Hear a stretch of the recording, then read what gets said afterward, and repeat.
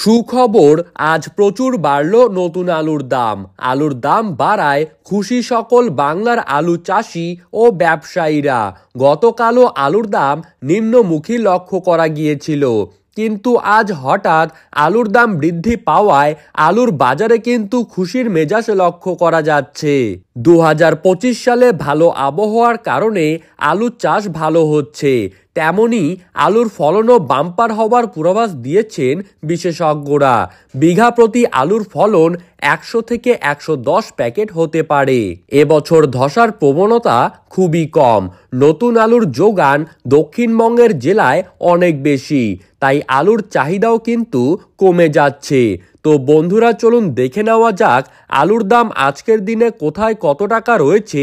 2025 সালে আলুর বাজার কোন দিকে যেতে পারে, আলুর দাম কমবে নাকি বাড়বে, এই সমস্ত বিষয়ে যেসব তথ্য চলে এসেছে তাই কিন্তু আপনারা জানতে পারবেন এই ভিডিওটির মাধ্যমে।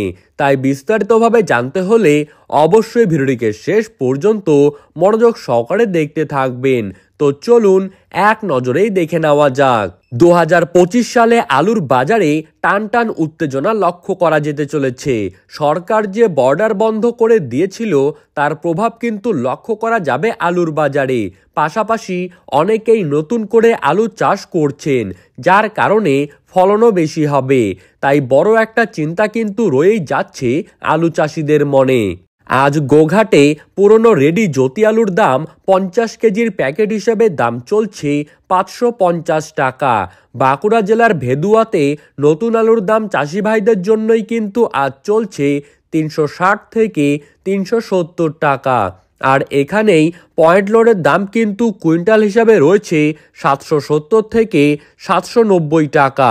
হুগলি জেলার আরামবাগে আজ পোকরাজ আলুর দাম কিন্তু চলছে মাঠেই চাষি ভাইদের জন্য 460 থেকে 480 টাকা। আর পয়েন্ট লোডের দাম কিন্তু রয়েছে 540 থেকে 550 টাকা।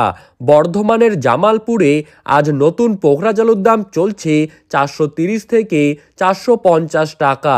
বাঁকুড়া জেলার ইন্দাসে নতুন পোকরাজ আলুর দাম আজ চলছে 390 টাকা।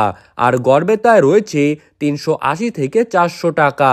বাঁকুড়ার রায়পুরে পোকরাজ আলুর দাম কিন্তু আজ প্যাকেট প্রতি রয়েছে 370 থেকে 390 টাকা। ঝাড়গ্রামের বিনপুরে 360 থেকে 380 টাকা। বীরভূমের সাঁইথিয়াতে 375 থেকে 395 টাকা। মাথাভাঙায় নতুন আলুর দাম কিন্তু আজ চলছে 450 থেকে 470 টাকা। তো সুপ্রিয় দর্শক, এই ছিল আজকের সর্বশেষ আপডেট। ভিডিওটি ভালো লাগলে অবশ্যই আমাদের ইউটিউব চ্যানেলটিকে সাবস্ক্রাইব করবেন।